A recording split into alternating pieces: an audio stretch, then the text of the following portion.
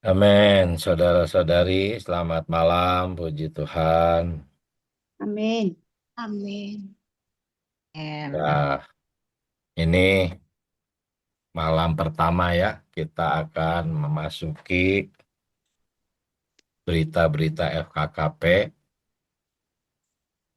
dalam bentuk ringkasan.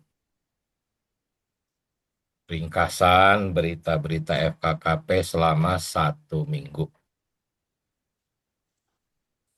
Dan 1 minggu di sini adalah 1 minggu yang akan datang, yaitu minggu ke-41. Ya. Jadi sebelum kita memasuki, saya ingin membacakan dulu dasar daripada ringkasan ini. Ya, jadi ringkasan FKKP ini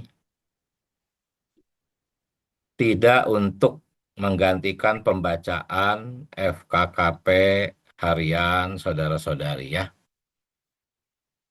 Ringkasan ini hanya bermaksud untuk menolong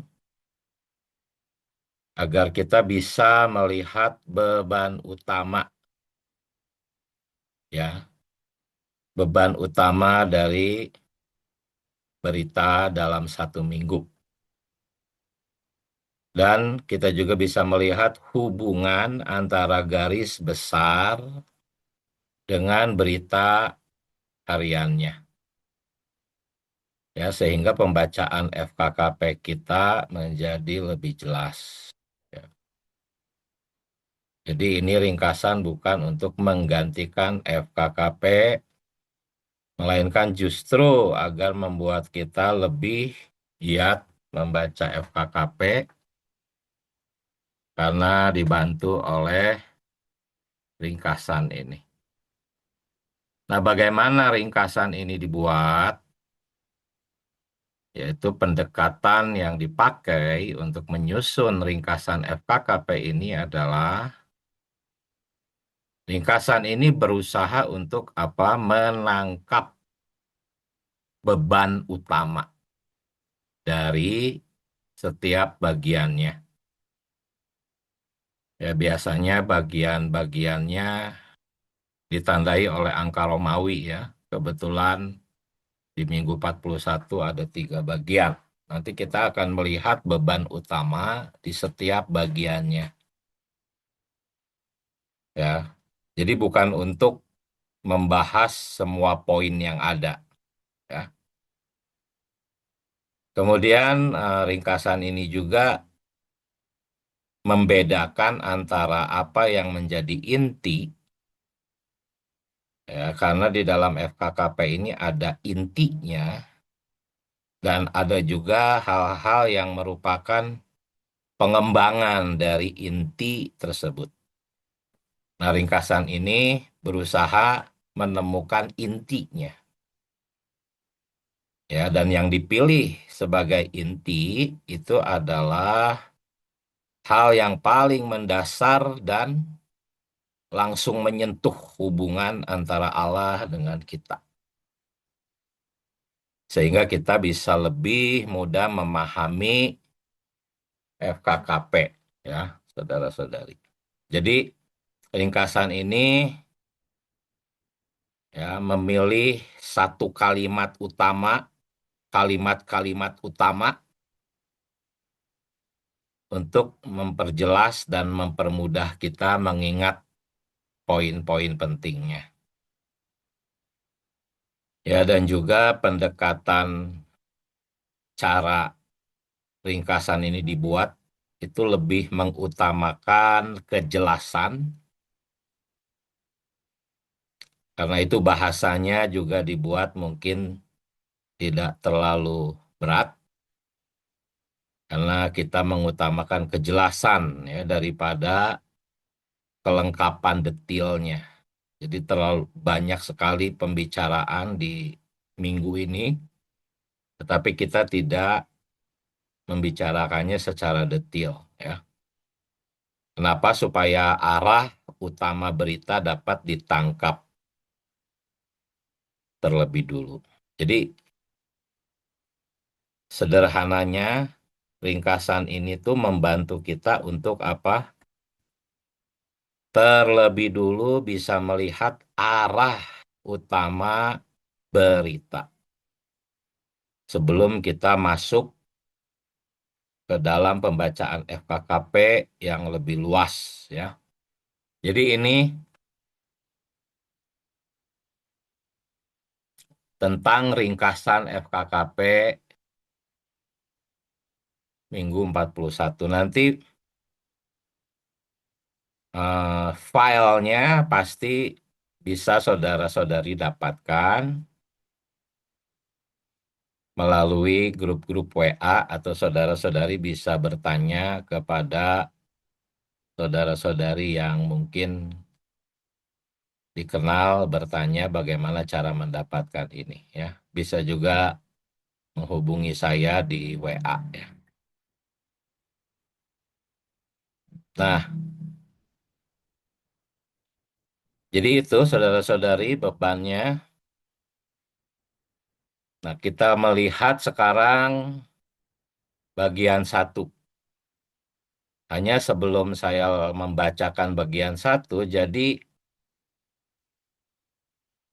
acara kita setiap satu malam ini tidak dimaksudkan untuk membahas satu minggu secara lengkap, ya, tidak.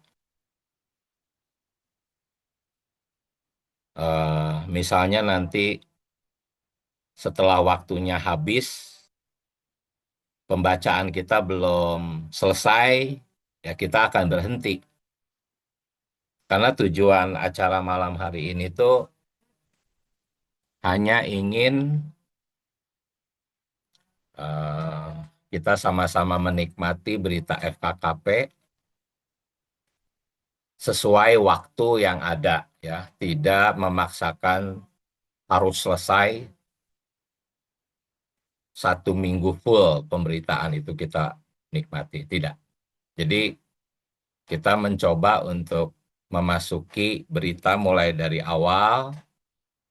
Saya akan membacakan ringkasannya, lalu nanti di tengah-tengah pembacaan, saudara-saudari mungkin ada perasaan ingin bertanya tentang poin-poin yang dibacakan, atau ada perasaan kuat ingin berbagi tentang poin-poin yang dibacakan. Ya, demikian juga saya, jikalau ada perasaan saya akan berhenti sebentar dan membagikan terlebih dahulu. Itu jadi boleh bebas ya, bebas dan tertib ya, supaya berita-berita ini bukan hanya sekedar dibacakan dengan monoton, tapi diharapkan sidang kita malam ini tuh bisa hidup, ya ada aliran roh, aliran hayat, dan kita nikmati bersama. Ya, tujuannya adalah sidang ini penuh dengan kenikmatan, bukan untuk menyelesaikan satu berita penuh satu minggu. Kita lebih mementingkan kenikmatan, membaca dan membagi kenikmatan di dalam roh, sehingga ketika ini menjadi rekaman yang di-sharekan di YouTube, maka ini bisa menjadi berkat bagi saudara-saudari yang mendengarkan, yang menyimak, dan mereka tertarik untuk membaca FKKP. Ya. Jadi itu tujuannya. Ya, walaupun dalam setiap Sabtu malam kita tidak menyelesaikan pembahasan ini, itu tidak apa karena filenya bisa saudara-saudari dapatkan ya. Filenya ini bisa saudara-saudari download atau print atau dibaca di handphone, di tablet. mendampingi pembacaan FKKP setiap hari. Jadi ini hanya untuk mendampingi saudara-saudari membaca FKKP. Mungkin saudara-saudari ingin melihat secara nyambung gitu ya dari garis besarnya masuk ke hari pertama, hari kedua, hari ketiga sampai hari keenam. Saudara-saudari ingin melihat alurnya, ya, kaitannya antara garis besar dengan rawatan paginya. Nah, ini bisa membantu. Ya, tetapi sekali lagi saya minta dan saya berharap ringkasan ini jangan sampai menjadi pengganti dari FKKP. Jikalau saudara-saudari dengan adanya ringkasan ini tidak membaca FKKP, maka ini bisa jadi pekerjaan yang gagal ya. Demikian juga pengayaan hari Senin, saudara-saudari yang sudah setia mengikutinya harus tetap karena ringkasan ini hanya melengkapi, tidak menggantikan apa yang sudah dikerjakan dalam pengayaan FKKP hari Senin. Ya. Ya, jadi itu kata-kata pendahuluan karena ini minggu pertama kita memulai memasuki ringkasan ini. Ya, baik, kita masuk bagian satu ya, saudara-saudari. Di garis besar itu ada 3 bagian, Romawi 1, Romawi 2, dan Romawi 3. Ini adalah Romawi 1 ya. Yaitu apa? Kristus sebagai hayat adalah realitas dari pohon hayat. Yang adalah pusat alam semesta. Luar biasa ya. Pohon hayat itu adalah pusat alam semesta. Tetapi justru perkara pohon hayat yang lebih dikenal dengan pohon kehidupan jarang sekali disadari maknanya yang paling realnya. Oh Tuhan Yesus. Jadi hayat itu adalah sasaran ciptaan Allah. Ketika manusia diciptakan, di antara seluruh ciptaan, manusia adalah ciptaan Allah yang puncak, yang tertinggi. Tetapi sasarannya bukan itu. Ya. Sasarannya itu adalah hayat itu sendiri. Walaupun manusia adalah ciptaan yang tertinggi, tapi sasaran Allah itu bukan sekedar manusia. Ya, manusia tanpa hayat yang digambarkan oleh pohon hayat, ya hanyalah ciptaan.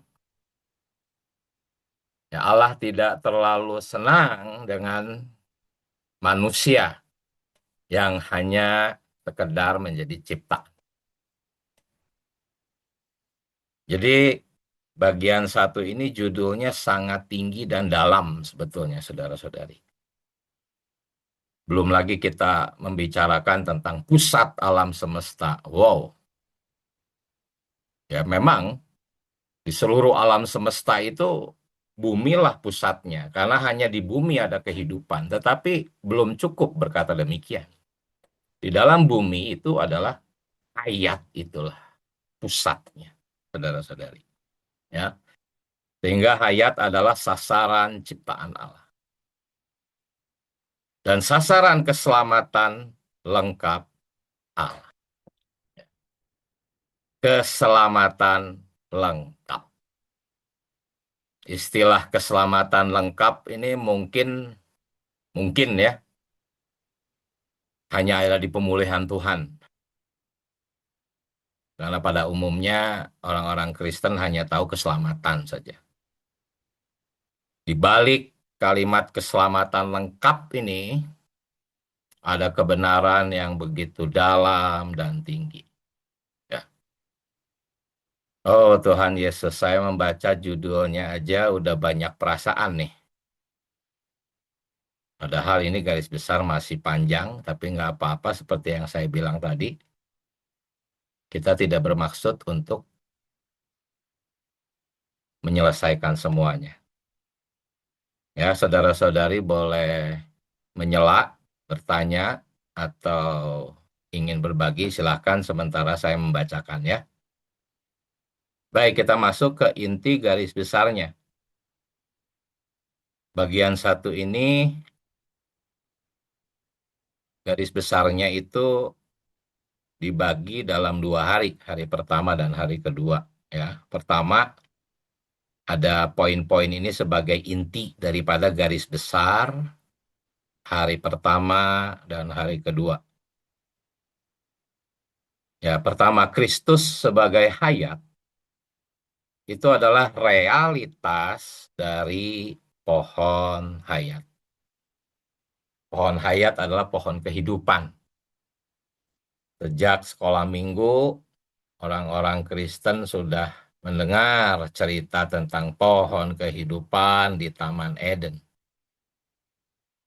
Tetapi ketika kita berkata bahwa pohon kehidupan itu, pohon hayat itu, realitasnya adalah Kristus, masih sangat jarang yang menyadari ini. Ya, pohon kehidupan itu kalau di kalangan kebanyakan orang Kristen hanya dianggap sebagai alat untuk menguji manusia, apakah manusia itu taat perintah Allah atau melanggar perintah Allah. Hanya sedangkal itu umumnya ya. Jarang sekali yang menghubungkannya dengan perkara makan. Di dalam kitab Kejadian ada pohon hayat. Di kitab-kitab Injil Tuhan berkata, "Akulah pohon."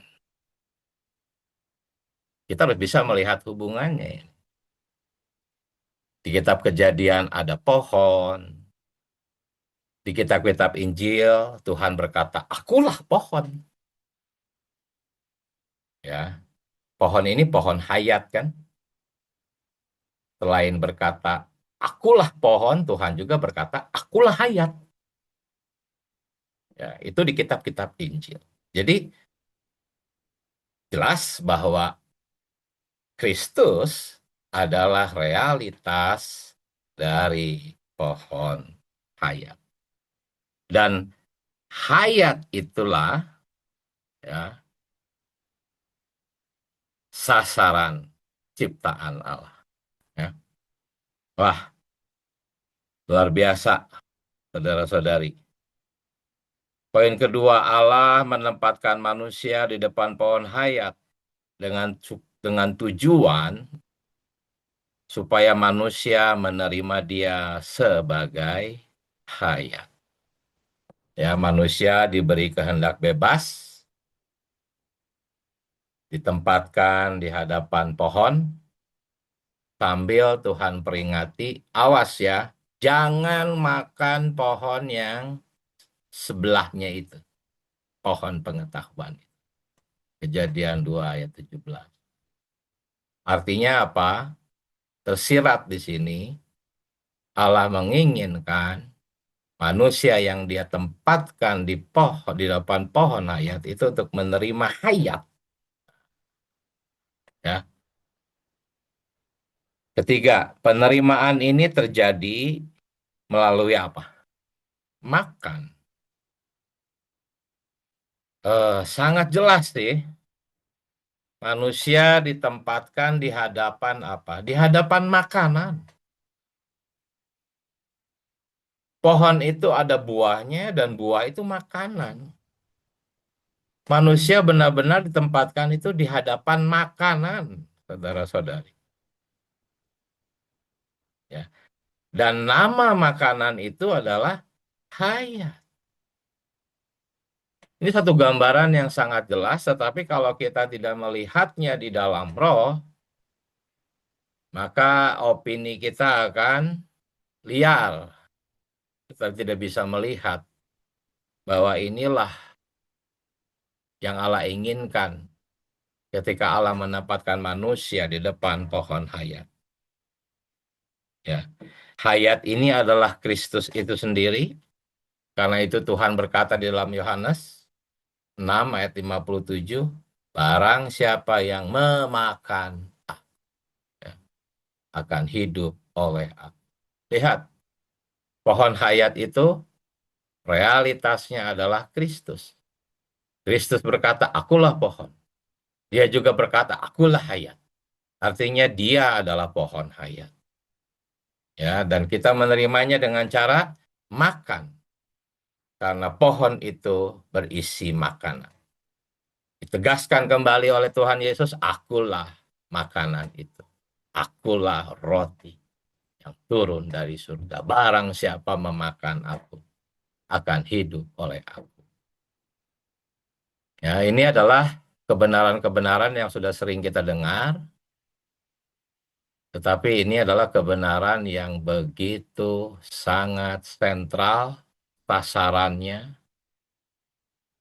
yang terutamanya. Ya, semoga kebenaran-kebenaran yang sudah sering kita dengar ini tetap segar ya bagi kita.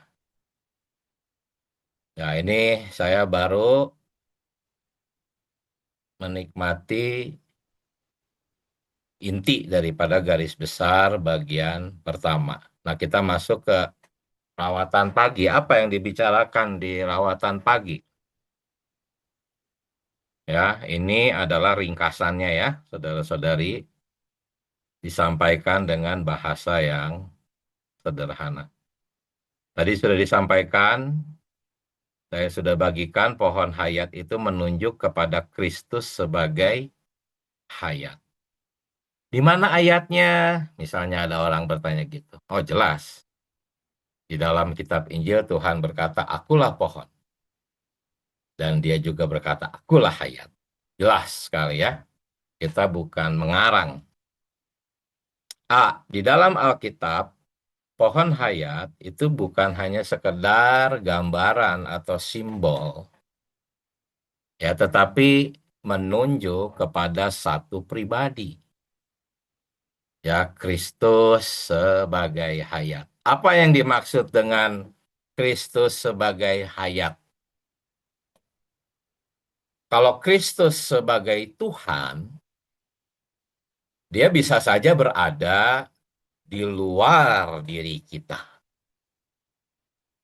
Ya, apa bedanya perkataan Kristus sebagai Tuhan, Kristus sebagai juru selamat, ya, Kristus sebagai banyak yang orang Kristen anggap, tetapi semuanya itu, sebutan-sebutan itu bisa saja menempatkan Kristus hanya di luar diri kita.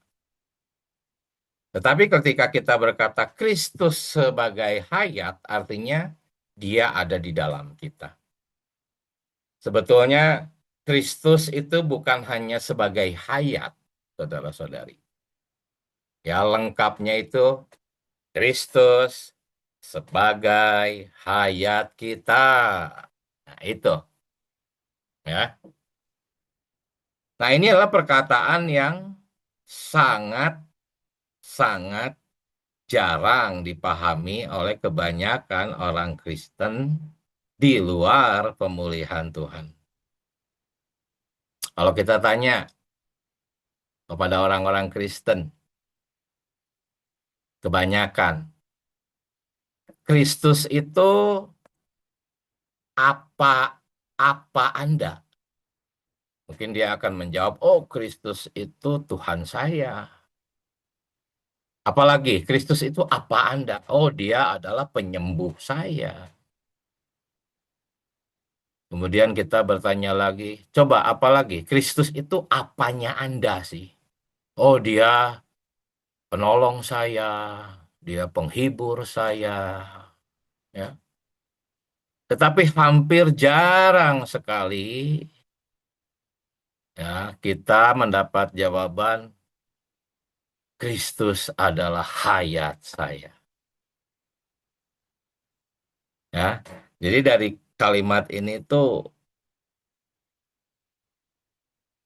kalimat yang jarang disadari, saudara-saudari. Ketika Anda ditanya, "Hai saudara-saudari, Kristus itu apanya Anda sih?"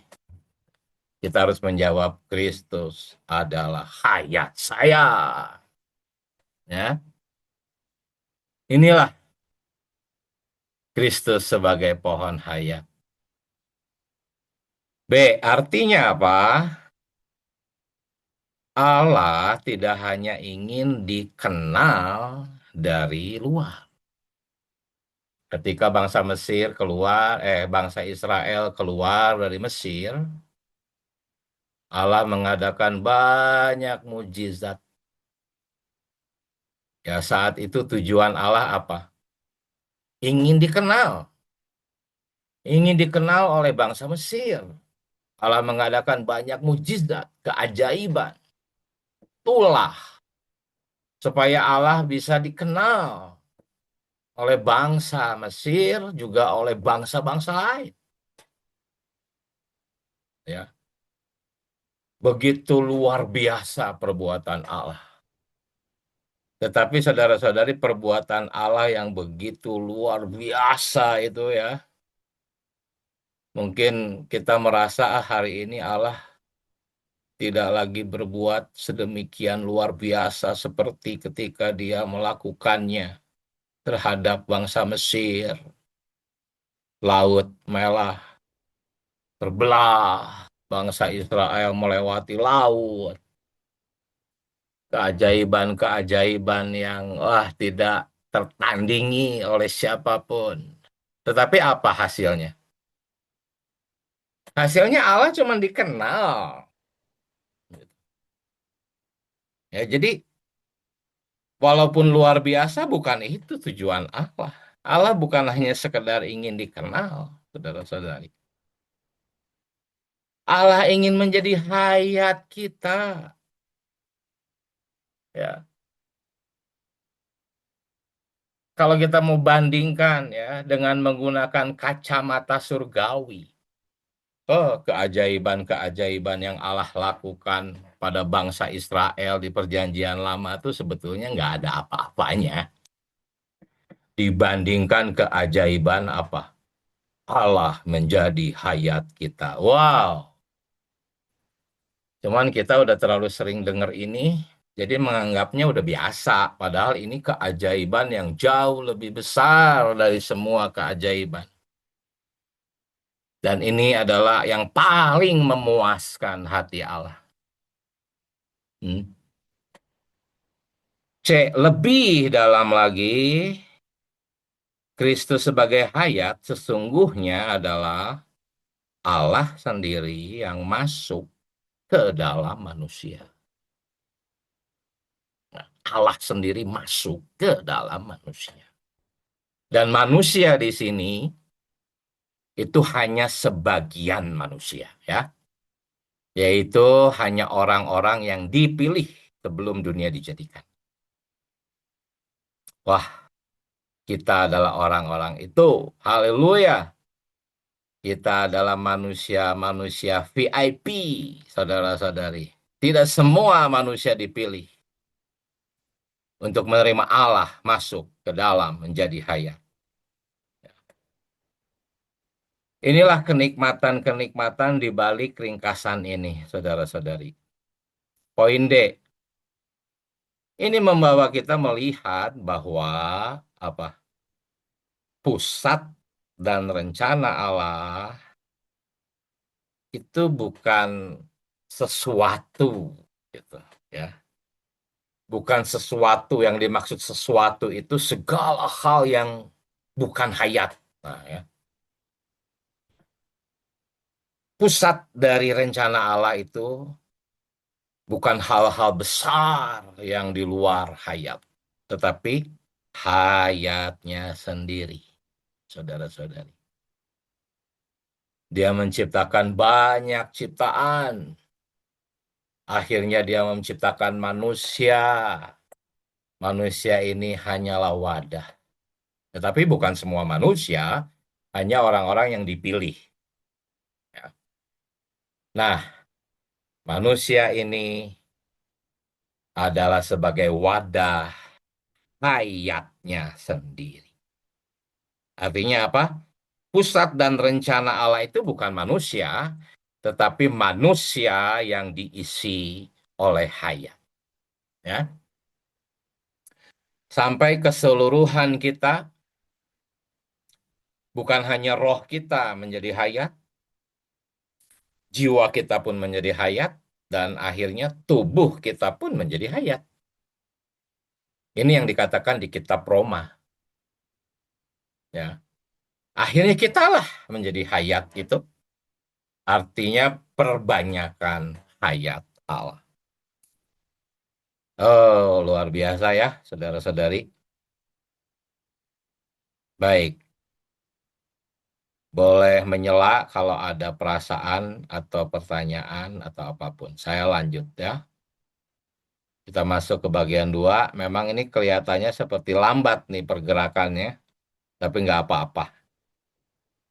Nah, kita tidak menargetkan harus selesai dalam satu malam ini. Ya mungkin saya sekitar 30 menit lagi ya. Baik, poin 2. Tujuan Allah sejak awal apa? Manusia menerima hayatnya sebagai sasaran utama. Tujuan Allah sejak awal itu sejak kapan?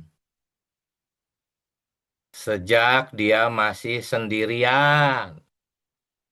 Allah itu pernah sendirian. Belum ada malaikat, mungkin belum ada ciptaan, alam semesta, belum ada siapa-siapa, belum ada apapun. Allah masih sendirian, saudara-saudari.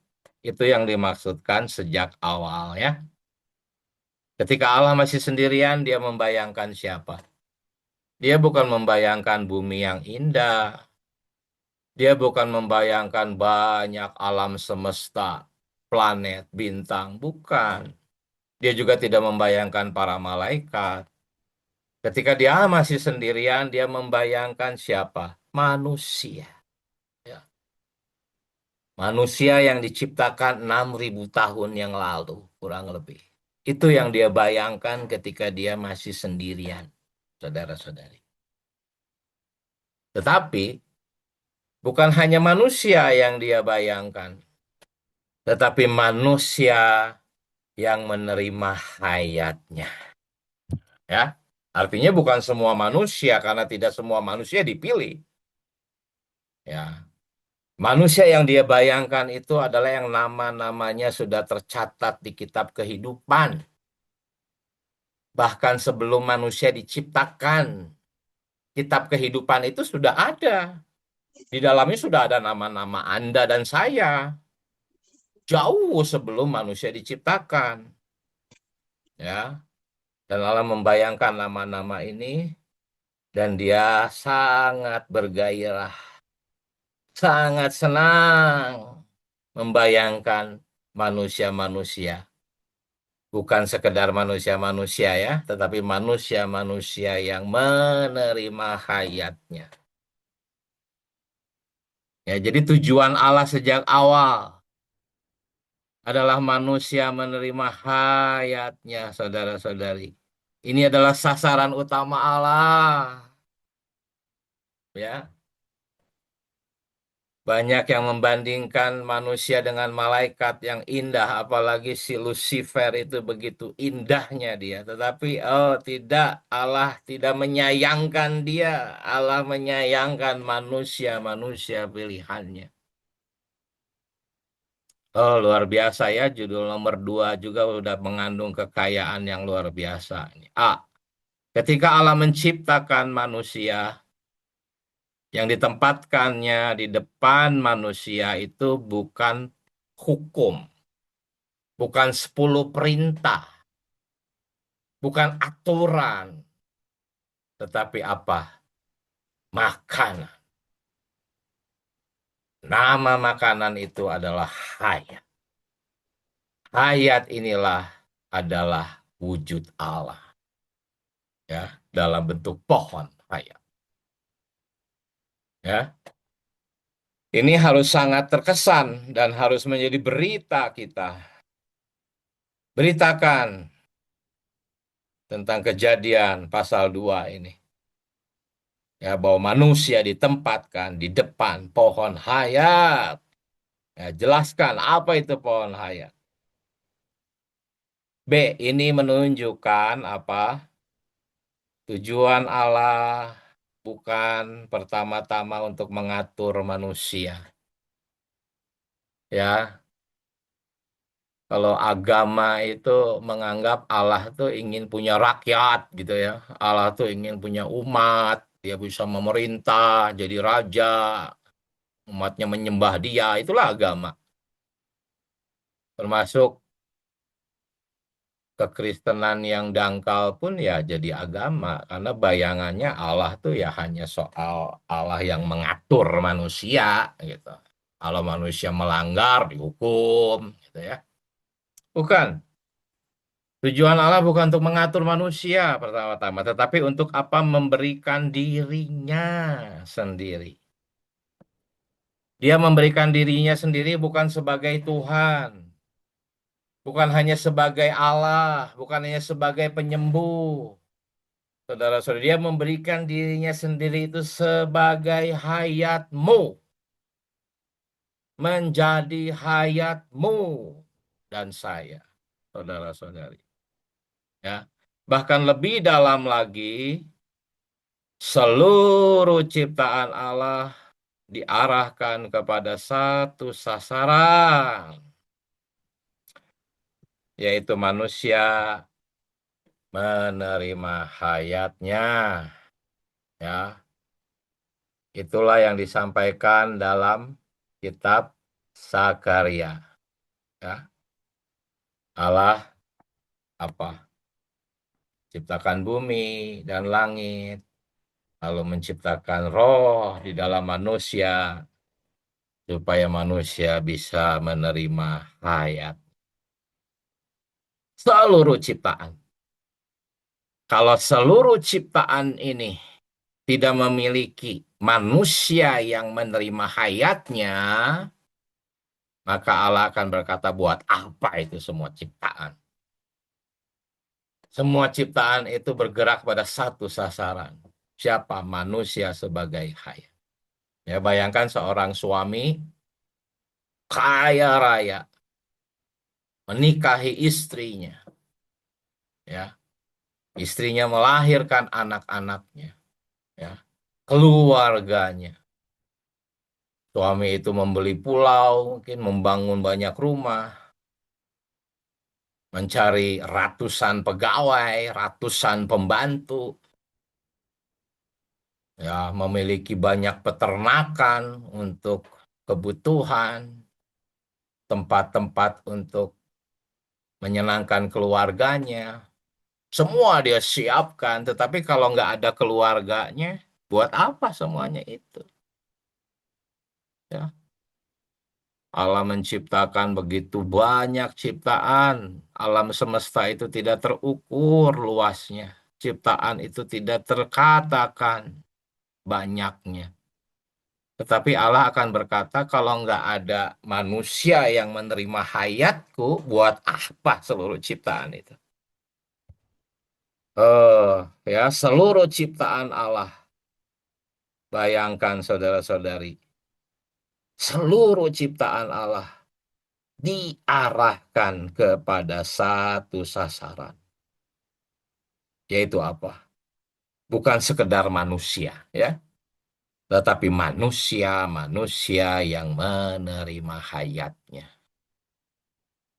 Dan tidak semua manusia, hanya manusia pilihan. Ini seharusnya membuat Anda melonjak kegirangan. Haleluya! Aku salah satu dari manusia pilihan itu. Ya, karena itu Walaupun Allah sudah menciptakan segala sesuatu, tujuannya belum tercapai, saudara-saudari. Sebelum apa? Sebelum manusia menerima hayat. Saya berbincang-bincang dengan beberapa pelajar Alkitab yang mempelajari Alkitab, yang orang anggap sebagai orang-orang yang memahami Alkitab, ya. Saya bertanya ketika manusia itu diciptakan, Adam dan Hawa masih bersih, murni, polos. Saya bertanya kepada mereka, menurut Anda manusia itu sudah selesai diciptakan saat itu? Mereka menjawab, ya sudah dong, mereka sudah selesai, mereka sempurna, mereka begitu baik, mereka tidak ada dosa. Manusia itu di Taman Eden sebelum jatuh ke dalam dosa adalah manusia yang sudah selesai Allah ciptakan. Wah, itu orang-orang yang ngerti Alkitab, nggak percaya tanya aja saudara-saudari. Rata-rata kebanyakan orang Kristen yang memahami Alkitab menganggap Adam dan Hawa di Taman Eden itu sudah selesai diciptakan. Tidak. Sebelum mereka memakan pohon hayat, sebelum hayat itu masuk ke dalam mereka, mereka belum menjadi ciptaan yang selesai diciptakan oleh Allah. Ya. Sampai manusia menerima hayatnya, itu pun juga masih harus melalui proses penyebaran hayat. Ya. Sampai menjenuhi seluruh manusia itu. Bukan hanya roh, tapi jiwa, dan sampai akhirnya tubuh pun juga dijenuhi oleh hayat. Baru selesai sasaran penciptaan Allah. Jadi kita hari ini pun belum selesai. Anda sudah menjadi orang Kristen lama, Anda sudah puluhan tahun menerima hayatnya. Belum selesai. Ya. Walaupun kematangan hayat Anda sudah matang, belum selesai. Oh, tubuhnya masih tubuh dosa kok.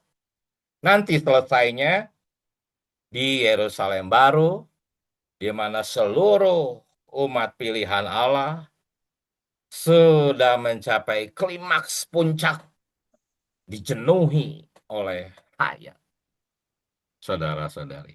Ya, jadi itulah, walaupun Allah sudah menciptakan segala sesuatu, tujuannya belum tercapai sebelum manusia menerima hayat. Ini berarti Allah bisa menciptakan langit dan bumi mudah saja bagi Dia. Bahkan Allah pun juga sangat mudah menciptakan manusia, ya. Tetapi itu belum mencapai tujuannya, ya. Bukan berarti penjenuhan hayat di dalam manusia itu susah. Ya, menciptakan manusia sih gampang. Tetapi untuk menjenuhi manusia dengan hayat itu prosesnya itu adalah kesulitannya itu adalah bukan pada Allah, tetapi pada kita. Ya, nanti kita bahas di bagian kedua itu rintangan-rintangan bagaimana hayat ini bisa menyebar, ya. Kenapa? Karena Allah menciptakan makhluk yang memiliki kehendak bebas, ya. Jadi sampai manusia menerima dia sebagai hayat, menerima di sini itu dalam arti sepenuhnya dijenuhi, ya, barulah Allah berkata selesai, ya. Jadi Allah harus dua kali berbicara selesai, sudah selesai, itu harus dua kali. Yang pertama kali dia sudah ucapkan di mana, di kayu salib, ya. Ketika dia mati di kayu salib, dia berkata apa? Sudah selesai. Tapi ini sudah selesai yang pertama. Sudah selesai penebusan, ya. Allah harus berkata sudah selesai untuk kedua kalinya. Kapan? Nanti. Ya, di Yerusalem baru Allah akan berkata, sudah selesai untuk kedua kali. Amin. Jadi pertanyaannya, saudara-saudari, apakah kita sudah hidup? Pertanyaannya bukan apakah kita sudah hidup,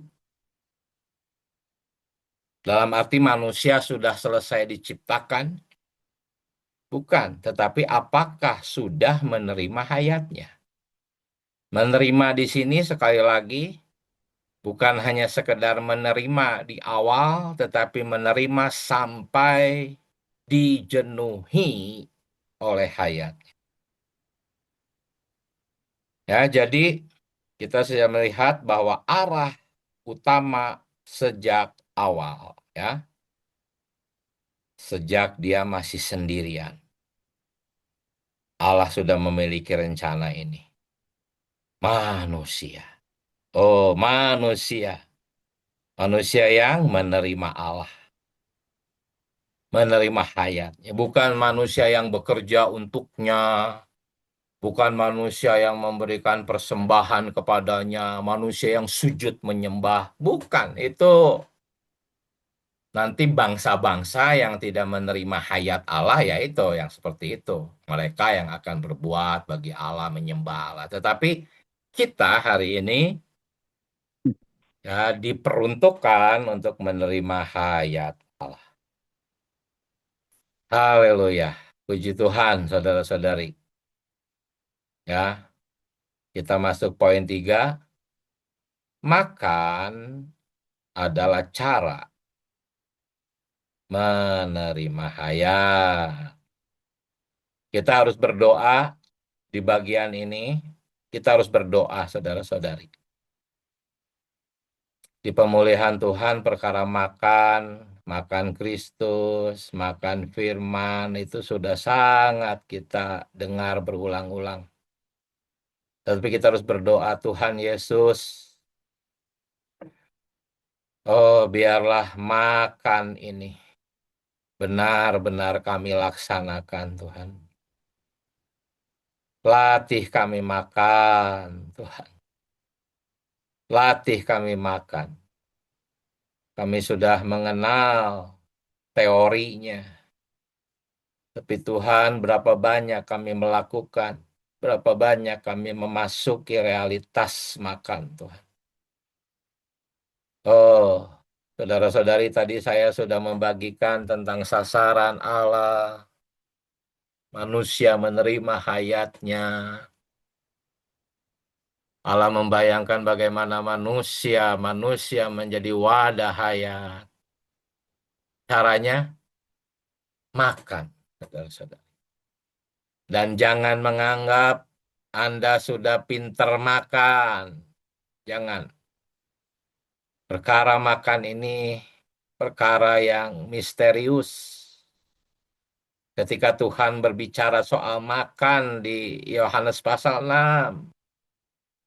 Oh, sebagian besar murid-muridnya pergi meninggalkan Tuhan Yesus. Mereka bingung mendengar soal makan. Karena memang perkara makan inilah sesuatu yang misteri. Tanpa kita ngotot berdoa, Tuhan, aku perlu makan-Mu, menerima hayat. Rendah hati kita memohon. Kita sulit untuk makan. Ya, karena selera kita juga masih belum kuat untuk perkara makan ini. Ya, mari kita lihat apa yang dibicarakan di poin 3 ini. Bagian ini sangat penting untuk dipahami dengan jelas, saudara-saudari. Allah tidak menyuruh manusia ya berusaha untuk apa? Mencapai sesuatu, bekerja bagi Tuhan, mendapatkan apapun ya. Tetapi manusia diminta untuk makan, saudara-saudari. Manusia diminta untuk makan.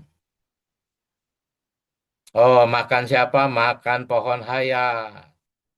Tuhan berkata, akulah pohon, akulah hayat. Barang siapa memakan aku akan hidup oleh aku. Jadi secara rohani, ya, makan itu sama aja seperti yang digambarkan secara jasmani. Yaitu apa? Makan berarti menerima sesuatu ke dalam diri kita. Ya. Bukan hanya menerima numpang lewat. Ya. Waduh, bahaya kalau makanan masuk lalu numpang lewat keluar lagi kan bahaya. Tapi apa? Diserap. Ya. Bahkan makanan itu menjadi sel-sel di dalam tubuh kita, menjadi darah kita, menjadi pertumbuhan organ kita, bertambah besar, manusia, itu semua oleh makanan. Makanan itu menjadi Anda dan saya. Itu makna makan ini. Ya. Ini yang tersembunyi. Taman Eden Allah menempatkan manusia di hadapan makanan. Di balik kata makan ini ada kebenaran-kebenaran yang begitu sangat mustika. Kita makan hayat, makan Kristus, artinya kita menerima dia, dia masuk. Dan dia menjadi bagian dari diri kita. Dia bukan hanya menjadi Tuhan kita, penghibur kita, penolong kita. Bukan, dia menjadi bagian dari diri kita. Seperti makanan itu menjadi bagian kita. Oh Tuhan Yesus, semoga perkara ini menjadi terang bagi semua saudara-saudari dalam pemulihan Tuhan. Itulah sebabnya Kristus sebagai hayat itu bukan hanya untuk kita ketahui secara doktrinal, saudara-saudari, tetapi untuk benar-benar kita terima, benar-benar kita mengalami makan, sehingga dia kita terima ke dalam kita, saudara-saudari. Ya, untuk itu sekali lagi berdoa, berdoalah Tuhan tolong saya makan. Ya.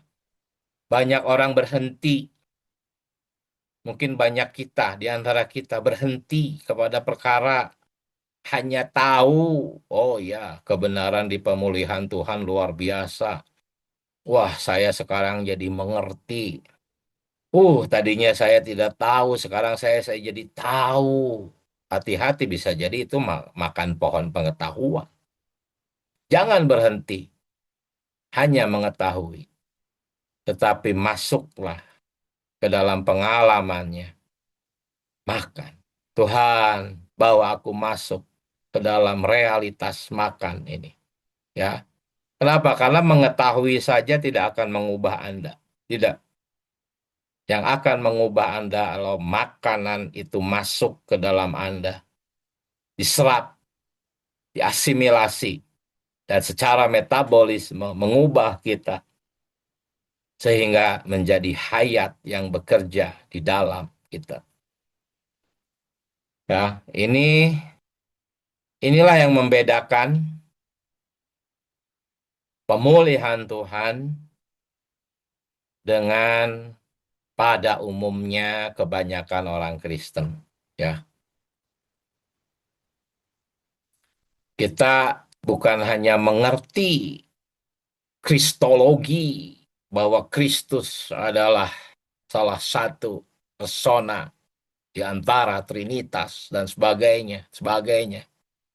Ya, ada yang disebut dengan kristologi, ya, mengerti Kristus. Karena banyak orang Kristen juga nggak ngerti Kristus. Ya, hamba-hamba Tuhan terkenal yang udah profesor, doktor pun juga masih banyak yang belum mengerti. Karena mereka masih menganggap Kristus itu bukan Allah yang lengkap, tapi Allah yang junior katanya, Allah yang seniornya Allah Bapa. Itu. Tetapi kita mengerti Kristus, tetapi mengerti pun nggak cukup. Ya mungkin kita mengapresiasi orang-orang yang pandai ya memahami Alkitab, bisa menjelaskan Alkitab, Wah, hafal ayat. Jangan jangan kagum hanya itu. Ya, kalau Anda tidak sepintar mereka, ya, Anda tidak sepintar saudara-saudara yang berbicara di depan. Tetapi jikalau Anda mengalami Kristus sebagai hayat, sebagai makanan, Anda sangat berharga di mata Allah. Ya. Oh Tuhan Yesus. Ya, ini saya sudah berbicara sekitar 50, hampir 50 menit. Seperti yang saya sampaikan tadi, saudara-saudari, bahwa tujuan acara kita malam ini atau setiap Sabtu malam nanti bukan untuk menghabiskan ringkasan ini, bukan untuk membahasnya sampai habis ya, tetapi bagaimana kenikmatan kita atas FKKP ini. Ternyata satu bagian aja saya belum menyelesaikannya, saudara-saudari. Ya, bagian satu aja saya belum menyelesaikannya, tetapi saya merasa bahwa apa yang saya bagikan tadi itu adalah bukan sebagian, tetapi memang itu adalah sesuatu kekayaan, kenikmatan akan Kristus. Jadi nggak ada masalah ya, walaupun nggak habis nanti file ini bisa saudara-saudara dapatkan ya. Dan barusan saya sudah memberikan suatu contoh kenikmatan. Jadi asalkan saudara-saudari berdoa, mendoa bacakan ya ayat atau FKKP, pasti saudara-saudari ketika membaca FKKP pun akan mendapatkan terang. Ya, kita semua mendapatkan terang. Jadi di balik tulisan-tulisan itu ada satu terang yang sangat luas, tinggi, dalam, sehingga wah kita bisa membagikannya itu dengan limpah. Ya, baik. Jadi saya merasa sudah cukup dan sekarang saya lempar ke saudara-saudari. Mungkin ada yang mau berbagi nikmat atau bertanya, silahkan. Ya, waktu kita 30 menit lagi ya. Silahkan. Amin.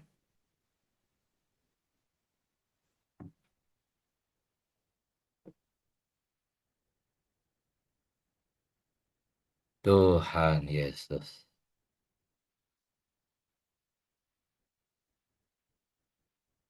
Mari.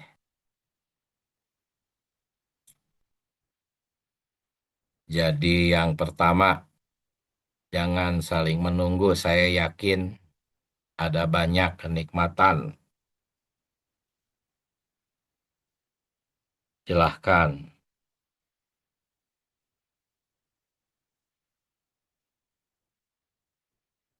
Tuhan Yesus. Ya Tuhan.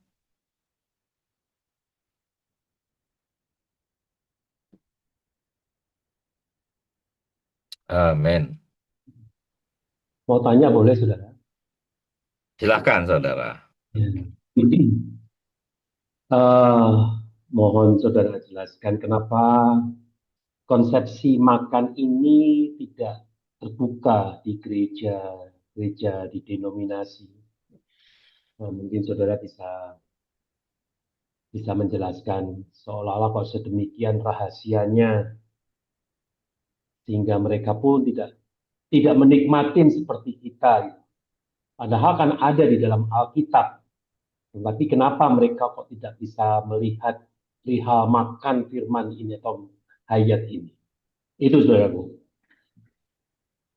Amin. Ya, sebetulnya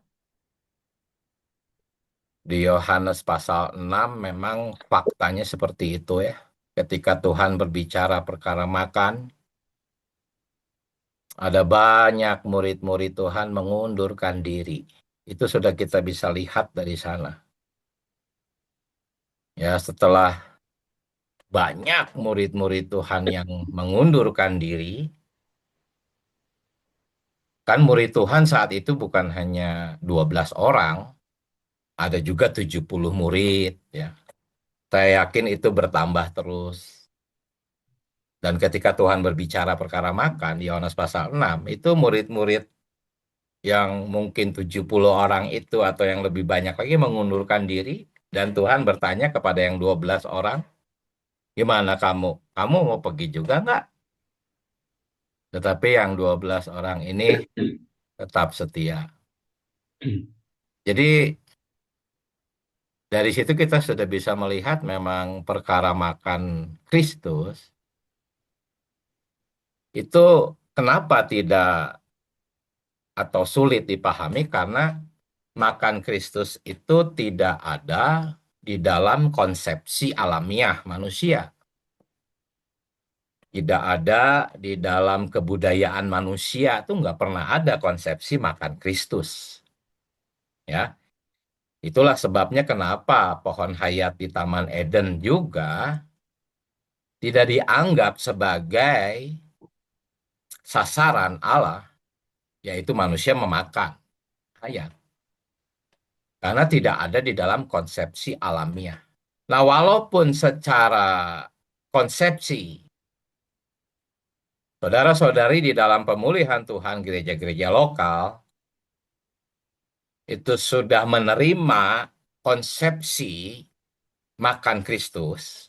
Sebab kalau di teologi kekristenan arus utama, konsepsi makan Kristus yang kita terima di pemulihan Tuhan itu tidak diterima, ditolak. Ya. Tetapi kita, saudara-saudari, menerima konsepsi makan Kristus. Tetapi menerima konsepsi makan Kristus pun juga belum tentu makan. Gitu. Seperti yang tadi kita sampaikan, kita lihat, ya hanya mengetahui bahwa, oh iya, Kristus itu bisa dimakan. Tetapi untuk makan, itu kita harus masuk lebih dalam, kita harus banyak berdoa, ya banyak melatih roh. Ya, perkara melatih roh ini memang hanya ada di pemulihan. Ya, itulah sebabnya kenapa di kekristenan umumnya sulit karena mereka tidak melatih roh dan bahkan menolak konsepsi melatih roh. Begitu mendengar kata roh, pikiran mereka tuh langsung kepada Roh Kudus atau Roh Allah. Padahal melatih roh di sini tuh melatih roh Anda. Karena Allah itu roh. Barang siapa memakannya harus oleh roh. Ya, prinsip Yohanes 4:24. Jadi seperti itulah Saudara Agus. Ya, ya. Ya, Amin. jadi walaupun kita sudah menerima konsepsi ini, janganlah kita merasa lebih baik dari orang-orang Kristen yang menolak konsepsi makan Kristus karena perkara makan ini harus kita mohon kepada Tuhan dengan hati yang rendah.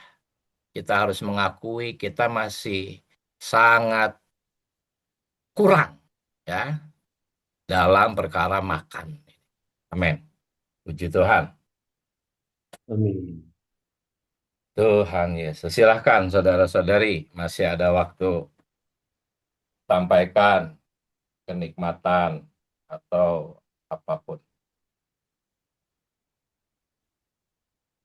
Amin. Amin. Tanya Saudara Diki ya. Amin.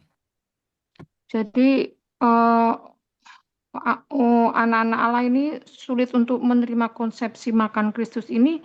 Apakah ini juga pekerjaan musuh ya Saudara?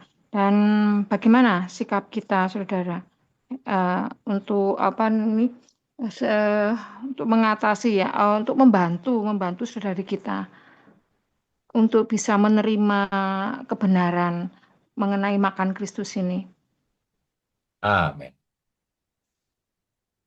Ya, tadi saudari berkata pekerjaan musuh ya. Iya. Cuman saya ingin kita jangan terlalu jauh berkata pekerjaan musuh dalam arti pekerjaan iblis atau setan. Musuh di sini sesungguhnya opini kita, alamiah kita, ya. Jadi Oke. Iya. kalau kita memahami bahwa musuh itu adalah daging kita, alamiah, konsepsi alamiah, opini, maka kita lebih dekat ke kemenangan, ya. Ya, dalam Iya. hal ini udah nggak usah terlalu banyak memperhatikan iblis, ya. Perhatikan aja opini sebagai musuh kita, konsepsi alamiah. Itulah musuhnya. Nah, bagaimana membantu saudara-saudari, ya. Ini ada kaitannya juga dengan perkara kita mengunjungi orang, kita merawat orang, kita melakukan jalan baru, ya, Laradikbang, ya. Ingat, ketika kita datang kepada orang dalam maksud merawat atau menyuplaikan Kristus istilah kita, ya. Ingat, kita harus menolong saudara-saudari mengalami Kristus. Tadi saudari bertanya bagaimana membantu orang makan, gitu kan? Nah, itu agak abstrak, Iya. gitu. Agak abstrak, kata makan itu agak sulit, ya.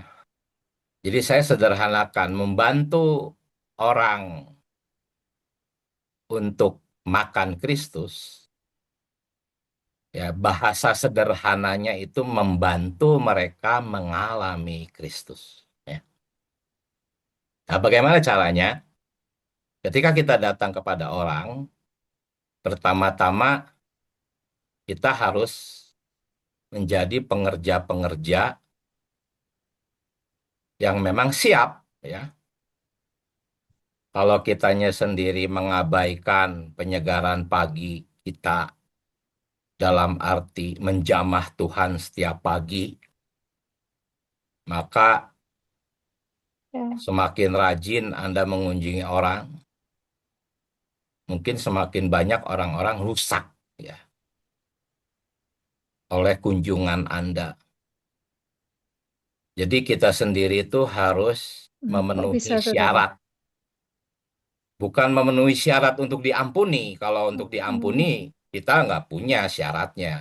Itu semua anugerah. Tetapi memenuhi syarat untuk jadi pengerja, yaitu seorang pengerja itu adalah orang-orang yang menjamah dan mengontak Tuhan setiap pagi. Syaratnya itu, ya. Setiap pagi dia pasti menjamah dan mengontak Tuhan. Itu aja dulu sederhananya. Ya, walaupun di sepanjang hari kita bisa banyak bicara, tetapi intinya yang paling vital aja dulu. Bangun pagi, apakah Anda menjamah Tuhan atau mengontak Dia? Jangan ngomong, oh saya penyegaran pagi. Bukan itu perkaranya. Penyegaran pagi, tapi pertanyaan apakah Anda mengontak atau menjamah Dia? Enggak. Ya, itu tanya sendiri sama Tuhan. Ya, ini bukan berbicara soal rajin bangun pagi, tetapi setiap pagi menjamah Tuhan. Itu syarat utama. Dan setelah itu, kita ketemu orang, bantu dia menjamah atau mengalami Tuhan. Ketika dia mengalami Tuhan, itu sebenarnya dia udah makan Kristus. Ya. Dengan cara apa? Dengan cara, kalau marketing itu kan ahli menemukan celah, gitu ya. Seorang marketing yang ahli itu ketika berdiskusi, berbincang, begitu dia dapat celah dikit, tup, langsung dia masuk. Ya. Nah, kita pun harus berdoa supaya Tuhan menjadi hayat kita dan persona kita. Keahlian itu akan muncul secara otomatis. Ketika ada celah, langsung ajak dia menyeru nama Tuhan. Ya, ajak dia menyeru nama Tuhan di momen yang tepat. Nah, ini nggak bisa diajarkan secara teori. Saya berbicara seperti ini, ya, memberikan tips seperti ini belum tentu mudah dilakukan. Itu semua perlu melatih loh. Ketika seseorang menyeru nama Tuhan di saat yang tepat, dengan roh yang tepat, nah itulah Anda membantu dia makan Kristus. Ya, sederhana dulu itu, nanti berkembang dari menyeru nama Tuhan akan berkembang dengan sendirinya, roh sendiri yang memimpin, situasinya beda-beda. Amin. Puji Tuhan. Amin. Ah, Puji Tuhan Tuhan. Yesus. Terus Saudara Diki ya, eh, eh, secara real itu bagaimana mengidentifikasi bahwa kita ini menjamah Kristus, menjamah Tuhan? Apakah ada perasaan khusus gitu yang bisa mengidentifikasi bahwa kita ini menjamah Kristus? Atau orang menjamah Kristus itu ada perasaan khusus atau bagaimana untuk bisa membuktikan bahwa kita atau orang itu menjamah Kristus? Perasaan yang bagaimana, Saudara? Ya, saya sih bisa menjelaskan, ya contohnya misalnya Anda mengalami terang, Anda mengalami sukacita, ada kepuasan, kekhawatiran hilang, ya ada gairah atau selera terhadap firman, ya ingin terus menggali. Tetapi apapun penjelasan saya, sebetulnya ketika Anda benar-benar mengalami kontak dengan Tuhan, menjamah Dia, dengan spontan Anda sendiri akan tahu kok. Ya, akan tahu kok di dalam roh. Jadi nggak usah terlalu banyak bertanya-tanya, Anda akan tahu kok. Ya, dan itu kesaksian di dalam ya. Tetapi ya penjelasannya seperti tadilah kurang lebih singkat. Ya. Amin. Amin. Terima kasih, Saudara. Puji Tuhan. Silahkan, masih ada waktu. 15 menit lagi. Manfaatkan. Saudara Diki, selamat malam. Malam, Saudari Karisa. Amin. Ya, ini saya mau lebih tanya ke arah pendapat ya, Saudara. Tapi kalau misalnya dirasa menurunkan roh, tolong kasih tahu stop gitu ya. Nanti saya berhenti ya, Saudara Diki ya. Amin. Ya, jadi begini, Saudara. Apakah punya tips dan triknya untuk kaum ibu-ibu yang harus begadang jaga baik? Jadi mau PP pagi pun sudah nggak ada tenaga, Saudara Diki. Oh, Tuhan Yesus. Oh, Saudari udah punya anak? 2 bulan, Saudara. Haleluya. Amin. Puji Tuhan. Kok nggak kirim-kirim foto bayinya? Nanti saya kirim, Saudara. Amin. Ya, jadi dalam situasi-situasi semacam itu, jangan sedih kalau nggak bisa PP ya. Iya. Karena punya anak itu latihan rohani yang cukup berkelas itu ya. Cukup berbobot. Dengan Iya. punya anak sendiri itu, mengurus anak, apalagi waktu mengandung dan sebagainya, itu udah suatu latihan yang sangat luar biasa gitu ya. Amin. Jadi jangan sedih kalau nggak bisa PP dalam situasi seperti itu ya. Iya. Karena yang saya maksudkan tadi dengan apa? Latihan roh, apalagi menikmati Tuhan, apalagi makan Kristus, itu sebetulnya bagi saudara-saudari, saudari-saudari yang mengandung, melahirkan itu udah pasti udah Tuhan limpahkan itu makan Kristus. Hanya nggak sadar aja gitu. Iya. Ya, jadi itu satu latihan yang baik. Jadi nggak apa-apa dalam situasi seperti itu.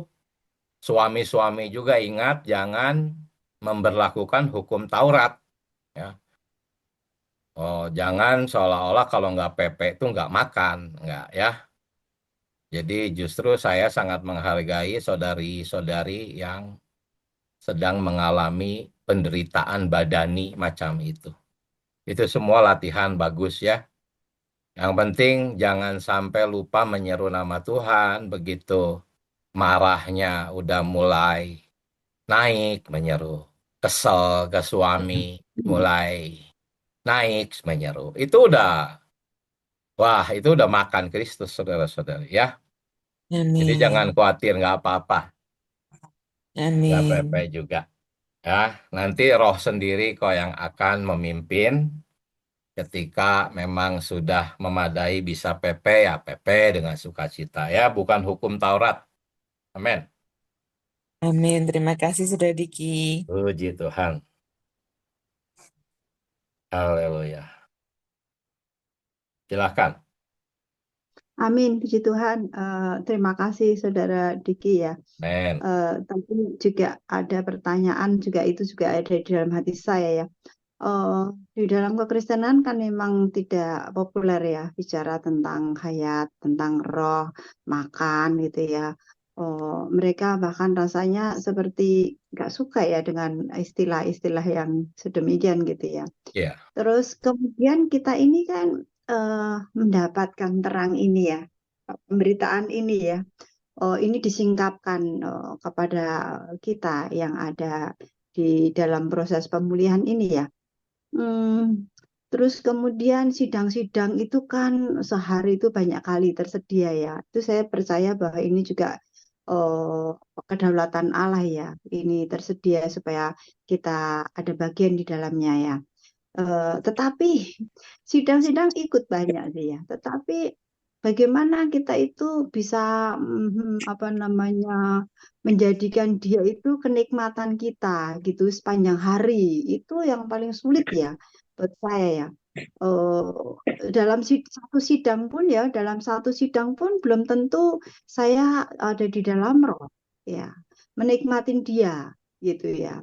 Oh, terus kemudian selepas dari sidang gitu ya, selepas dari persekutuan itu juga sepertinya sulit ya mengaplikasikannya gitu dalam penghidupan hari-hari ya. Peristiwa-peristiwa situasi di luaran itu seringkali kok apa ya namanya kesulitan buat saya ya untuk hidup di dalam roh itu tadi ya. Dia sebagai hayat Kristus, sebagai hayat saya gitu loh.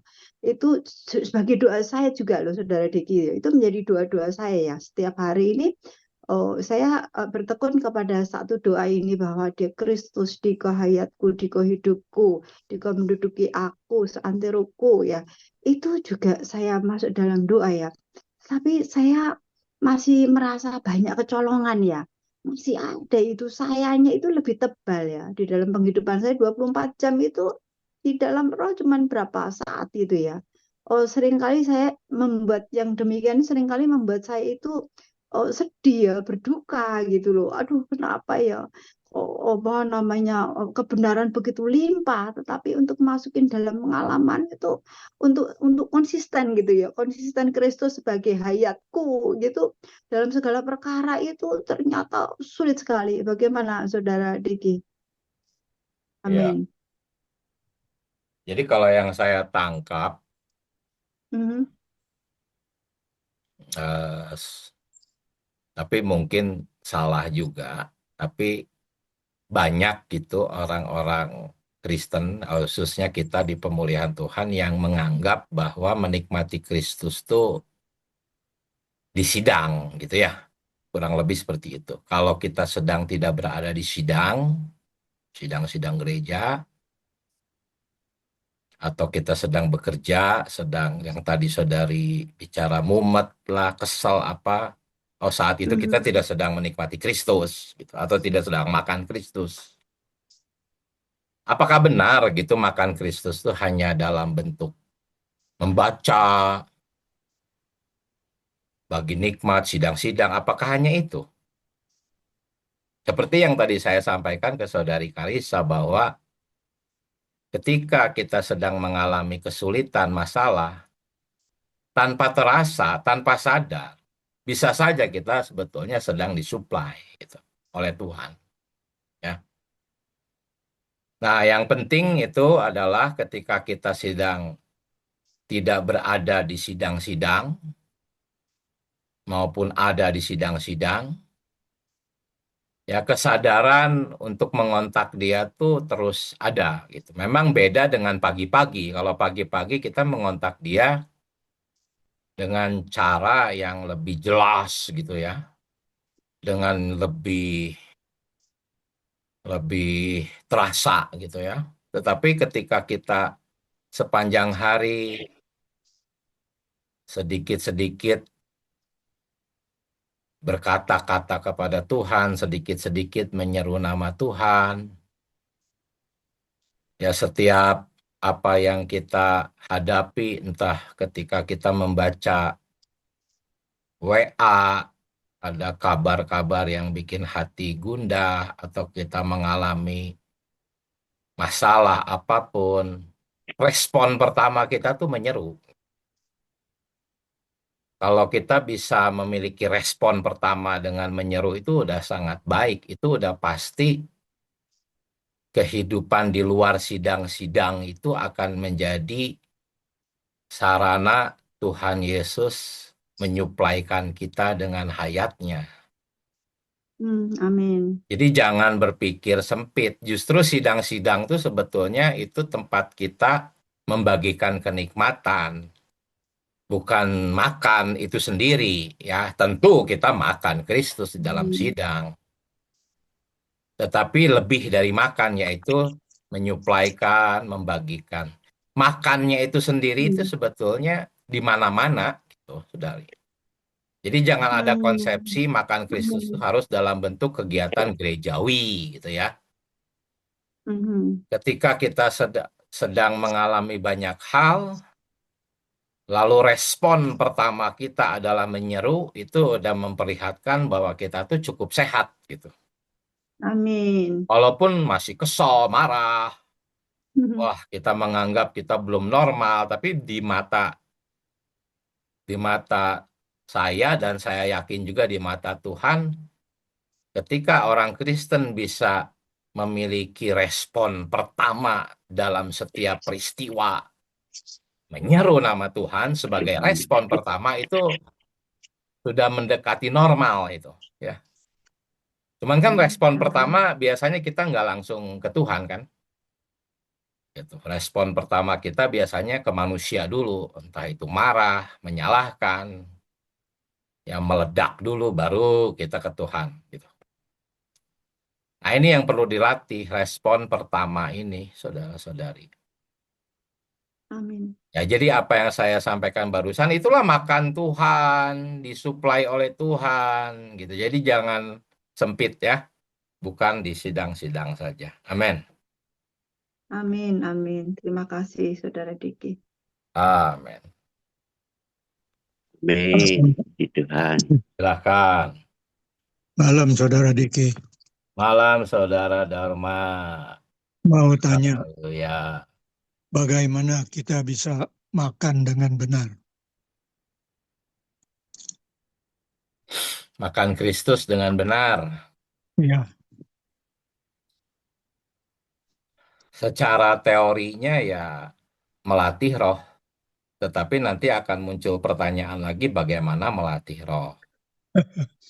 Lalu dijawab lagi ya menyeru nama Tuhan, doa baca. Lalu nanti bertanya lagi bagaimana menyeru nama Tuhan yang benar, doa baca yang benar.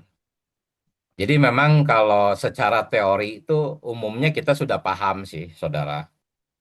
Saya yakin saudara Dharma pun ketika dijelaskan sudah sangat paham.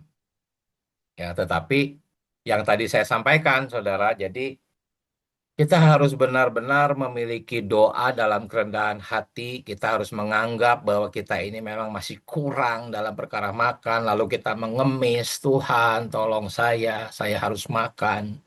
Lalu kita bertanya, Tuhan apakah saya sudah makan? Tadi pagi saya bangun, baca firman, doa baca, Tuhan apakah saya sudah benar-benar makan? Jadi ada semacam hati yang semacam bergumul semacam itu kepada Tuhan. Jadi ada kedambaan, ada kenongototan. Nah, nanti ada saudara-saudari yang berkata bagaimana caranya supaya punya hati yang demikian. Ya itu sama, semuanya juga diminta. Tuhan, kok aku belum bisa doa seperti yang disarankan oleh saudara Diki tadi. Tolong saya. Jadi semuanya itu disampaikan di hadapan Tuhan.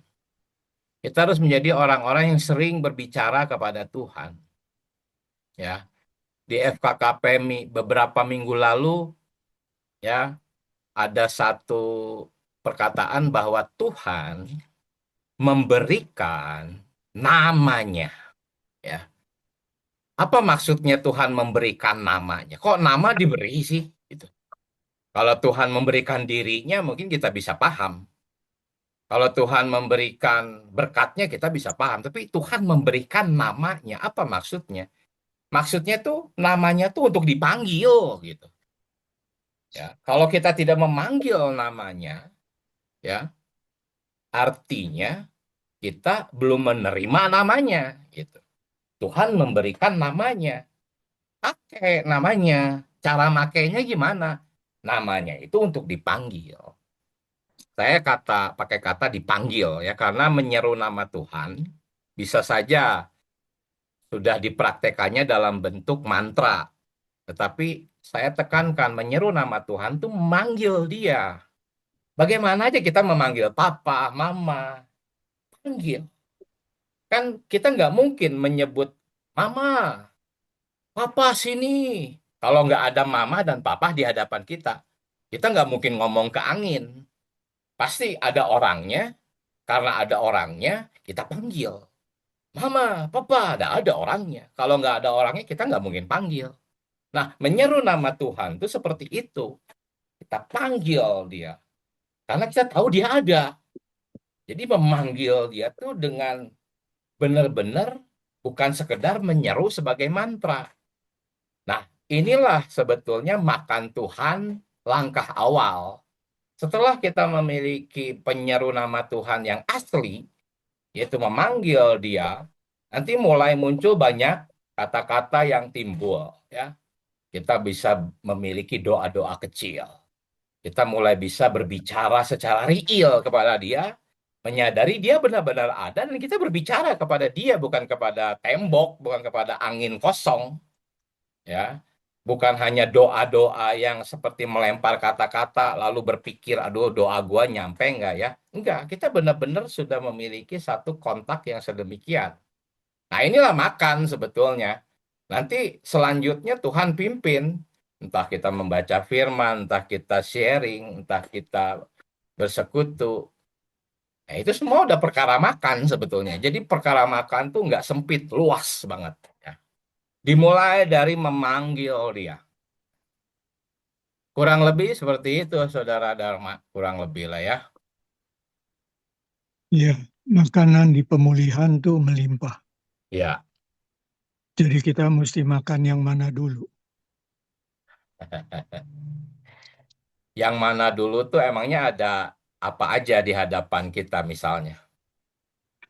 Melimpah sekali. Hmm. Ya, kalau dalam pengalaman kita semua kan, ketika kita memanggil dia, dengan spontan kita makan makanan yang dia suplaikan. Jadi kita nggak memilih sih sebetulnya. Ketika kita memanggil dia dan berhasil mengontak dia, terus kita misalnya baca ya FKKP misalnya yang jatah hari ini. Ya, beberapa bagian di sana menjadi kenikmatan. Nah, itu nggak kita pilih kok. Itu dengan spontan aja jadi kenikmatan gitu. Jadi nggak perlu memilih-milih. Yang penting itu adalah berhasil mengontak dia dan berhasil menjalin hubungan persekutuan dengan dia. Saya menyebut kata berhasil di sini dalam arti apa? Kita berhasil keluar dari diri kita sendiri, dari opini, dari alamiah, dan berhasil menjadi satu roh dengan dia di dalam pengalaman. Gitu. Seperti itu, saudara. Kalau saya sih nggak pernah milih-milih ya. Itu muncul dengan sendirinya kenikmatan itu. Jadi pengalaman saudara sendiri, bagaimana saudara memilih makan? memilih makan. Ketika saya bangun pagi, ya saya selalu mengarahkannya ke pagi ya, karena di sanalah sebetulnya porsi makanan besar kita. Ya. Saya dengan sederhana memanggil dia. Kadang-kadang saya tidak tahu apa yang harus saya doakan, apa yang harus, kalau baca FKKP ya sudah jelas saya baca ya. Udah ada porsinya kan, itu nggak kita pilih kan. Hari pertama, hari kedua kan udah porsinya, kita nggak memilih. Kita nggak mungkin memilih hari ketiga di hari pertama. Ya, ya FKKP itulah. Karena FKKP itu adalah makanan yang memang secara lokal, gereja lokal, kita memang sudah menentukannya. Itu kita ikuti aja itu. Ya, jadi nggak memilih saya. Tetapi juga ada porsi-porsi lain. Misalnya saya sedang mendalami perkara predestinasi dan sebagainya. Tetapi sekali lagi, walaupun saya memilih topik predestinasi, saya memilih FKKP, kenikmatan itu nggak dipilih gitu. Kenikmatan itu tuh bisa jadi aja FKKP itu bagi saya alinea kedua itu bisa menjadi satu kenikmatan. Tetapi bagi saudara-saudara yang lain mungkin alinea yang pertama. Mungkin saudara-saudara yang lain garis besarnya. Itu nggak memilih. Itu sesuai kebutuhan kita, Tuhan yang beri. Walaupun saya memilih FKKP itu, tetapi tetap Tuhan yang memilihkannya bagi kita. Begitu pula ketika saya sedang memilih porsi atau kebenaran tentang predestinasi, saya coba dalami kedaulatan Allah, orang yang ditentukan selamat, orang yang ditentukan binasa. Itu bisa jadi hanya jadi pengetahuan saya, bukan kenikmatan saya. Tetapi ketika saya berdoa, Tuhan sendiri yang memberi terang kepada saya tentang satu dua poin yang saya nggak pilih. Gitu. Jadi kalau ditanya saya memilih, saya rasa saya nggak memilih. Itu supply dari Tuhan. Saya hanya datang ke meja makan, gitu. Mulai berkontak dengan dia, dialah yang menyuplai saya. Kurang lebih seperti itu. Semoga saudara ada gambaran ya. Terima kasih, saudara. Amin. Amin. Terima kasih. Puji Tuhan. Malam, Saudara Diki. Ya, ini Sehat. saudara Indra.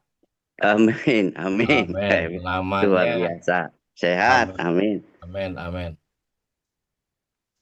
Ya, silahkan. Ya, Mau puji Tuhan. bagi. Ya, saya hanya bertanya aja. Jadi soal hayat dan makan. Ya, ini sampai sekarang memang sangat jarang sekali diberitakan. Ya, bahkan apologet yang hebat pun tidak pernah menceritakan. Bahkan saya pernah ketemu dengan guru. Nah, dia ini guru dari pergi ke Amerika, dia orang Tasik pergi ke Amerika, dia ngajar di sana sebagai guru. Ketika dia datang, saya tanya, kalau masalah hayat itu apa ya? Ya, dia singkat saja. Ya, udah itu mah nggak usah repot-repot, itu bahasa Arab, sudah aja ya, nggak bisa menjelaskan apa-apa. Terus kedua, saya tanya, oh manusia itu dosa itu karena apa ya? Tidak taat. Nah, kalau saya tanya, apakah dia itu karena makan pohon pengetahuan baik dan jahat? Bukan, bukan itu poinnya. Poinnya adalah tidak taat. Ya sudah, saya udah nggak bisa ini lagi karena saya ingin mendapatkan penjelasan dari orang-orang yang pintar kan, orang-orang yang seolah guru gitu ya. Ya puji Tuhan lah. Sampai sekarang ya untuk pemberitaan ini memang sangat sulit. Ketika kita memberitakan di dalam lokal pun ya dia diam aja, nggak ada yang respon. Ya nggak apa-apa lah, kita belajar aja saudaraku ya. Ya saya juga nggak bisa, tapi saya hanya menyeru Tuhan, memanggil Tuhan, menikmati. Ya udah, seolah makan minum Kristus untuk pribadi saja seolah-olah saudara ya. Ya puji Tuhan. Ya. Mohon penjelasannya. Amin. Ya itu kan yang tadi saya sampaikan bahwa pohon pengetahuan dan pohon hayat itu hanya sebagai alat menguji ketaatan manusia aja kalau bagi kebanyakan orang Kristen. Jadi, oh itu kalau makan pohon yang salah nggak taat. Tuh. Hanya itu. Sedangkan kita melihat bahwa Allah dari pertama manusia diciptakan itu belum selesai. Gitu. Manusia ditempatkan di depan makanan untuk makan. Kita melihatnya seperti itu. Jadi ya nggak usah heran, tadi kan Saudara Agus Setianto juga ada bertanya tentang ini. Jadi juga usah heran, memang dari kitab-kitab Injil kita sudah bisa melihat bahwa perkara makan ini misterius. Bahkan murid-murid yang melihat Yesus secara langsung, tatap muka pun juga nggak bisa paham. Gitu. Apalagi orang-orang Kristen yang hari ini, ya, yang tidak melihat Yesus secara langsung. Amin. Satu-satunya jalan adalah ya mohon belas kasihan Tuhan lah ya. Iya. Dan kita menolong orang-orang untuk makan Kristus itu dengan tadi saya sudah sampaikan, menolong mereka mengalami Kristus. Amin. Langkah awalnya di saat yang tepat ya ajak mereka menyeru nama Tuhan. Menurut pengalaman ketika seseorang sedang sakit badannya, kesehatannya sedang dirongrong, itu saat yang baik ya untuk mengajak mereka menjamah Tuhan, mengalami Tuhan, melalui pertama menyeru. Itu tanpa menyeru, roh mereka nggak akan terbuka. Tanpa menyeru nama Tuhan yang real, roh mereka tidak terbuka. Dan kalau roh mereka tidak terbuka, kita suplaikan banyak firman juga percuma, ya. Malah mereka akan merasa tidak nyaman. Jadi langkah awalnya kita bersekutu secara insani, memperhatikan, dan kita saat yang tepat, ya kita yang melatih roh setiap pagi akan tahu saat itulah kita menyeru nama Tuhan. Kalau kehilangan momen itu sulit ya untuk mengajak menyeru nama Tuhan. Amin. Haleluya, saudara-saudari, sebenarnya waktunya sudah habis, tapi Amin. mungkin barangkali masih ada, silahkan 1-2 orang. Ya. Ya, kalau berita tentang kita membahas tentang makan, kita larinya ke makan Kristus, dia katakan salah itu dah katanya. Itu bukan makan Kristus, kita makan firman. Ya, dijelaskan lagi susah juga saudaraku ya. Ya itu sampai sekarang susah juga ya. Ya, Oh, itulah. Seperti itu memang. Konsepsinya masih sulit menerima. Ya. Nggak apa-apa. Jangan membuat kita jadi kehilangan kenikmatan akan Tuhan. Nggak apa-apa. Memang jangan heranlah kalau susah memberitakan ke orang. Tetapi yang penting kita sendiri berlatih amin. makan dan menikmati dia. Amin. Puji Tuhan. Amin. Puji Tuhan. Puji Tuhan. Tuhan Yesus. Baik. Kalau masih ada 1 orang, saya kasih kesempatan. Kalau tidak, kita tutup. Dan file ini nanti bisa didapatkan di deskripsi YouTube yang diupload, yang hasil rekaman malam ini. Atau lewat WA. Tadi ada beberapa saudara-saudari yang sudah saya berikan file ini, ringkasan, tetapi mungkin lebih baik tunggu yang terbaru, karena tadi sementara saya membaca, saya merasa masih perlu dilengkapi lagi ininya, ringkasannya ya.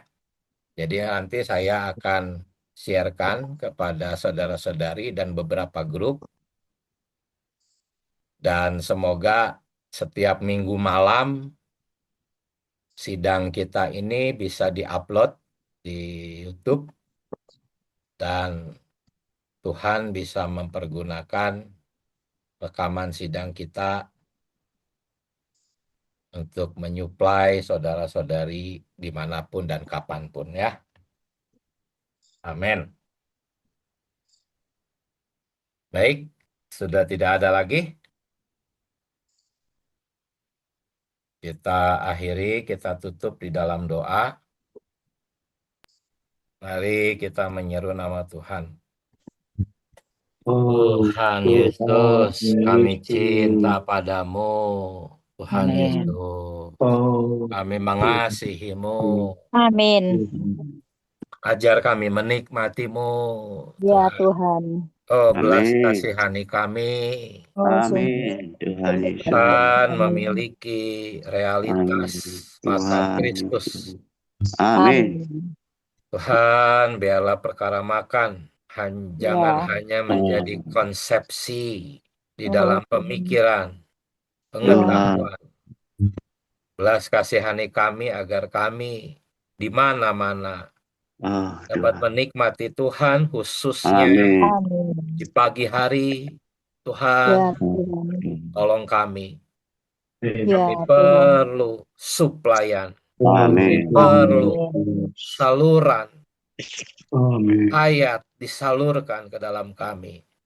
Amin. Oh Tuhan, biarlah FKKP di minggu 41 tentang pohon hayat bisa kami masuki hari demi hari dengan kaya dan limpah. Amin. Amin Tuhan. Tuhan Yesus, kami cinta padamu, Ya kami Tuhan, kami mengasihimu. cinta padamu. Terima Amin. Sungguh kasih kami Tuhan. mengasihimu. Amin. Haleluya.